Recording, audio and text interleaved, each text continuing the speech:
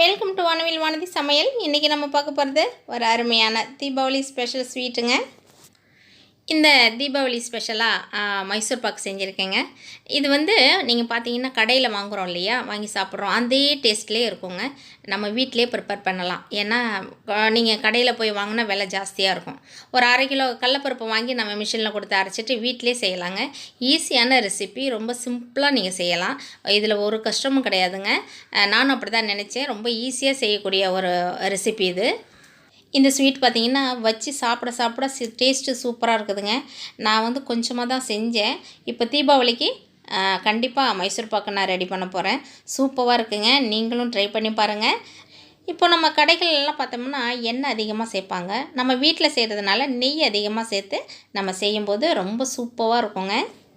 Hi friends, இந்த செய்முறை பார்க்குறதுக்கு முன்னாடி நம்ம சேனலுக்கு நீங்கள் சப்ஸ்கிரைப் பண்ணால் சப்ஸ்கிரைப் பண்ணிக்கிறேங்க. பெல் பட்டனை ப்ரெஸ் பண்ணி ஆள் கொடுங்க. நான் போடுற வீடியோ உங்களுக்கு உடனே வருங்க. என் அன்பு உறவுகளே, வாருங்கள் என்னோடு பயணிக்கலாம். ஹாய் வியூவர்ஸ், உங்களுக்காக ஒரு வேண்டுகோள். நெக்ஸ்ட் வீக் வந்து தீபாவளி வரப்போகுது இல்லையா, அடுத்த வாரத்துலேருந்து பலகாரம் ஸ்டார்ட் பண்ணிவிடுவாங்க. ஆயிலெல்லாம் குக் பண்ணும்போது ரொம்ப கேர்ஃபுல்லாக இருங்க. அதே மாதிரி பாவு எடுப்பீங்க, அந்த டைம்லலாம் கொஞ்சம் கேர்ஃபுல்லாக இருங்க. ஹாப்பியாக தீபாவளி கொண்டாடுங்க. என் அன்பு உறவுகளே, என்னுடைய வீடியோவை ஸ்கிப் பண்ணாமல் பாருங்கள். இனிப்பான பலகாரம் மட்டும் இல்லைங்க, இனிமையான பாடலும் இருக்குது. அது உங்களுக்காக தான். ஓகே, வாங்க செய்முறை பார்க்கலாமா. 2 கப்பு கடல மாவு எடுத்திருக்கேன். வீட்டில் அரைச்ச பவுட்ரு தாங்க இது. கட்டிகள் இல்லாமல் எடுத்துக்கிறேங்க. நம்ம கடல மாவு எந்த கப்பில் எடுத்தோமோ அதே கப்புனால் 1 கப்பு வந்து நெய், 1 கப்பு வந்து எண்ணெய் எடுத்துக்கலாங்க. ஆயில் பார்த்திங்கன்னா கோல்டு வின்னரே எடுத்துக்கலாங்க. நெய் இருக்கு இல்லையா, அது கொஞ்சம் ஹீட் பண்ணால் கொஞ்சம் மெல்ட் ஆகும். நல்லா சில்னஸாக ஆற வச்சு இதில் ஊற்றி மிக்ஸ் பண்ணிக்கலாங்க. நெய் வந்து லைட்டாக ஹீட் பண்ணாலே இது போல் வந்துடும். இது நல்லா சில்னஸ், அதாவது கூல் பண்ணிவிட்டு அதன் பிறகு தான் நம்ம மாவில் ஆட் பண்ணணும். இப்போது நம்ம அந்த நெய்யை இது கூட ஆட் பண்ணிடலாம். கொஞ்சம் கொஞ்சமாக ஊற்றி நல்லா மிக்ஸ் பண்ணுங்கள். கட்டிகள் இல்லாமல் கலக்கணுங்க, அதுதான் மெயின். இதில் கொஞ்சம் கொஞ்சமாக ஆட் பண்ணிக்கலாம். நல்லா மிக்ஸ் பண்ணுங்கள். எல்லா நெய்யும் இதில் ஊற்றி நல்லா மிக்ஸ் பண்ணிக்கலாம். நல்லா கட்டிகள் இல்லாமல் இது போல் நல்லா மிக்ஸ் பண்ணி எடுத்துக்கலாங்க. 2 கப்பு கடல மாவுக்கு 2 கப்பு சர்க்கரை ஆட் பண்ணியிருக்கேன். 1 கப்பு வாட்டர் ஆட் பண்ணிக்கலாங்க. இதுக்கு இது வந்து நம்ம ஒரு கம்பி பதம்னு சொல்லுவோம் இல்லையா, அது போல் நம்ம பாவு எடுத்துக்கலாம். சர்க்கரையெல்லாம் நல்லா கரைஞ்சி நல்லா கொதிக்குது பாருங்கள். இந்த மாதிரி இதுதாங்க ஒரு கம்பி பதம். அந்த பாவோட கன்சிஸ்டன்சி பார்த்திங்களா, ஒரு கம்பி பதம் இப்படி இருக்குங்க. ஸ்டவ் வந்து ரொம்ப ஸ்லோவாக வச்சுருங்க, ஹையில் வைக்காதீங்க. இப்போ நம்ம மிக்ஸ் பண்ணியிருக்கோம் இல்லையா, அந்த மாவு எடுத்து இந்த பாவில் ஆட் பண்ணிடலாம். நல்லா கிண்டி விட்டுட்டே இருக்கணுங்க, கட்டிப்படாமல். இந்த பாவில் நம்ம ஆட் பண்ண பிறகு அது கைவிடாமல் நம்ம கிண்டிகிட்டே இருக்கணும். அது வந்து கொஞ்சம் கொஞ்சமாக கலர் மாறிட்டு இருக்கும், நம்ம கிண்டிகிட்டே இருக்கணுங்க. அதுவரையும் உங்களுக்காக ஒரு பாடலில் சில வரிகள். உன் சேலை கோரும் காதல் பாடம் நான் பயில வேண்டும், என் ஆயுள் ரேகை நீயுமாகி கூட வர வேண்டும். கொடியது கொடியது தனிமைகள், கொடியது இனியது துணை.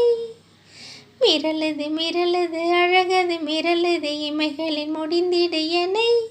தாவணி வீதியில் காமனின் வேதியில் ஒரு கிளி காதலி, ஒரு கிளி ஆசையில் சேரும் நேரம் இது,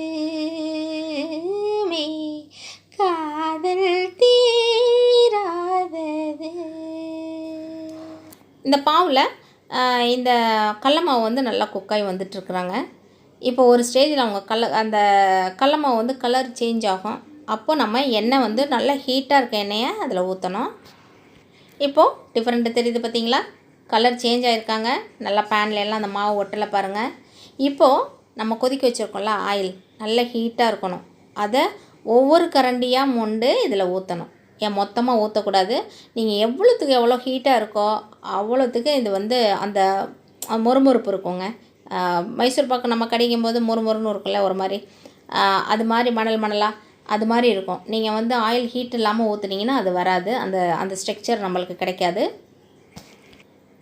இப்போது நல்லா குக் ஆகிருக்காங்க. இப்போ நம்ம ஹீட்டாக இருக்கிற ஆயிலை இதில் ஆட் பண்ண போகிறோம். இப்போது அந்த ஆயிலை இது கூட ஆட் பண்ணிடலாம். பாருங்கள், அந்த மாவு நல்லா பொரிஞ்சு வர்றத பாருங்கள் எப்படி இருக்குன்னு. ஸோ இதன் பிறகு தான் அந்த கேப் இருக்கும், அதாவது அந்த ஏர்லாம் உள்ளே போயிட்டு ஒரு மாதிரி நல்லாயிருக்கும். அந்த அந்த அந்த கன்சிஸ்டன்சி பார்த்தாலே நம்மளுக்கு தெரியும்.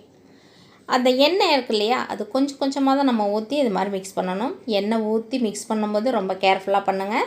எண்ணெய் நம்ம மேலே தெரிக்கும், அதனால் ரொம்ப கேர்ஃபுல்லாக பண்ணுங்கள். அதாவது சூடு எண்ணெயை தான் இதில் ஊற்றி மெதுவாக நீங்கள் கிண்டி விடுங்க. கிண்ட நம்மளுக்கு அந்த கன்சிஸ்டன்சி நம்மளுக்கு வரும்.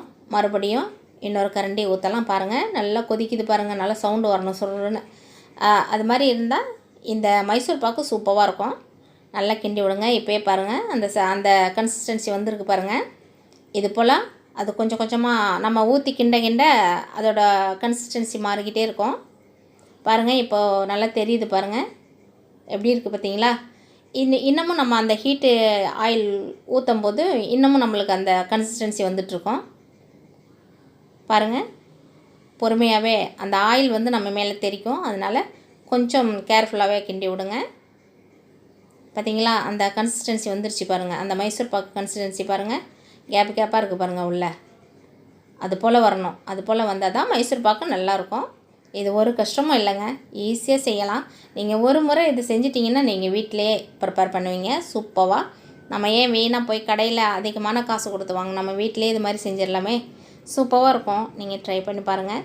எப்படி அந்த மாவெல்லாம் நல்லா பொரிஞ்சு எப்படி இருக்குது பார்த்தீங்களா, சூப்பராக இருக்குது பாருங்கள். அந்த அந்த கேப்பு தெரியுது பாருங்கள். அப்படி இப்போ நம்ம ஹீட் பண்ண ஆயில் எல்லாமே கம்ப்ளீட்டாக அதில் ஊற்றி நல்லா மிக்ஸ் பண்ணணுங்க. பாருங்கள், அல்வா மாதிரி இருக்குது பாருங்கள், பேனில் ஒட்டவே இல்லை, மாவெல்லாம் தனித்தனியாக இருக்குது பார்த்தீங்களா. இதுதாங்க கரெக்டான கன்சிஸ்டன்சி. இது ஃபஸ்ட்டே நம்ம என்ன செஞ்சிடணும், ஆயில் போட்டு இந்த ட்ரேயில் நல்லா அப்ளை பண்ணி வச்சிடணும். நீங்கள் இந்த ட்ரேயில் தான் பண்ணணும்னு இல்லைங்க, நீங்கள் வீட்டில் தட்டு இருந்தால் கூட நீங்கள் ஆயில் போடுங்க, நெய் போடாதீங்க. ஏன்னா அதில் வந்து அந்த ஸ்டிக்கி இருக்கும், ஆயிலெலாம் அது இருக்காது. நீங்கள் ஃபுல்லாக அப்ளை பண்ணிவிட்டு வச்சிடணும். நம்ம ரெடி பண்ண பிறகு டக்குன்னு இதில் நம்ம வந்து ஷிஃப்ட் பண்ணிடணும். இப்போ நம்ம ரெடி பண்ணியிருக்கோம் இல்லையா, ரெடி ஆகிடுச்சு இல்லையா, அதை இந்த ட்ரேயில் மாற்றிடலாம். பாருங்கள், சூப்பராக தனியாக வந்து விழுகுது பாருங்கள், அல்வா மாதிரி இருக்குது பார்த்தீங்களா. இந்த கன்சிஸ்டன்சி இருக்கணும் பாருங்கள், அந்த ஹோல்ஸ் எல்லாம் அப்படியே தெரியுது பாருங்கள். இப்போ நம்ம அதை ரொம்ப ப்ரெஸ் பண்ணாமல் லைட்டாக அந்த ஸ்கொயர் ஷேப்பில் நம்ம கொஞ்சம் ஈவன் பண்ணி விடணும். ரொம்ப ஹார்டாக பண்ணாதீங்க, மேலாப்பில் ஈவன் பண்ணி விட்டுடுங்க. இது போல் ஈவன் பண்ணிவிட்டு கொஞ்சம் நேரம் ஆற விட்டுடலாங்க. கொஞ்சம் வெதுப்பாக இருக்கும் போதே நம்ம கட் பண்ணிடலாம். ஏன்னா ஆறின பிறகு நம்ம கட் பண்ண முடியாது. கொஞ்சம் வெதுப்பாக இருக்கும் போதே ஈஸியாக இருக்கும் நம்ம கட் பண்ணுறதுக்கு. நீங்கள் ஆறின பிறகு கட் பண்ணிங்கன்னா உடஞ்சி போகும். அதனால் கொஞ்சம் வெதுப்பாக இருக்கும் போதே நம்ம கட் பண்ணிக்கலாம். நீங்கள் ஸ்கொயர் ஷேப்பில் போட்டுக்கிறோங்க, இல்லை ரெக்டாங்கிளில் போடலான்னு போட்டுக்கலாம், அது உங்கள் விருப்பங்க. இது போல் ஸ்கொயர் ஷேப்பில் கட் பண்ணிக்கலாங்க. அப்படியே பிளேட் வச்சு மூடிட்டு அப்படியே கவுத்துட்டோம்னா அந்த மைசூர் பாக்கு சூப்பராக அதில் வந்துடுங்க. இப்போது அந்த ட்ரேயை லைட்டாக தட்டி விட்டுட்டு நம்ம எடுத்தோம்னா இப்போ அந்த மைசூர் பாக்கெல்லாம் பிளேட்டில் வந்துடுவாங்க. வாவ், சூப்பராக வந்துருச்சு பாருங்கள். இப்போ நம்ம இந்த ஸ்கொயராக கட் பண்ணோம் இல்லையா, நைஃப் வச்சு அது தனியாக எடுத்துடலாம். பாருங்கள், சூப்பராக தனியாக வந்துருச்சு பாருங்கள். நம்ம வந்து கட் பண்ணவே இல்லை, சும்மா அப்படி வச்சு எடுத்தால் கூட அந்த ஸ்கொயர் ஷேப் தனியாக வந்துருச்சு பாருங்கள். நம்ம அருமையான ஸ்வீட்டு வீட்டிலே நம்ம ப்ரிப்பேர் பண்ணலாங்க, ரொம்ப ஈஸியாக செய்யலாங்க. நீங்களும் ட்ரை பண்ணி பாருங்கள். நான் சொன்ன அளவுகள்லாம் கரெக்டாக எடுத்துக்கிறேங்க. எந்த கப்பில் நம்ம கடல மாவு எடுக்கிறோமோ அதே கப்பில் தான் எல்லா குவான்டிட்டியும் எடுக்கிறது. நான் 2 கப்பு கடல மாவு எடுத்திருக்கேன், 1 கப்பு வந்து நெய், 1 கப்பு ஆயில், 2 கப்பு சர்க்கரை, 1 கப்பு வாட்ரு, இதாங்க ரேஷியோ. ஓகே வியூவர்ஸ், இது போல் நீங்களும் ஒரு முறை ட்ரை பண்ணி பாருங்கள். சூப்பரான ஸ்வீட் நம்ம வீட்டிலேயே ப்ரிப்பேர் பண்ணலாம். ஓகே, இந்த வீடியோவும் இந்த பாடலும் உங்களுக்கு பிடிச்சிருந்தா லைக் பண்ணுங்கள், ஷேர் பண்ணுங்கள், கமெண்ட் பண்ணுங்கள், சப்ஸ்கிரைப் பண்ணுங்கள், மறந்துடாமல் பெல் பட்டனை ப்ரெஸ் பண்ணுங்கள். தேங்க்யூ.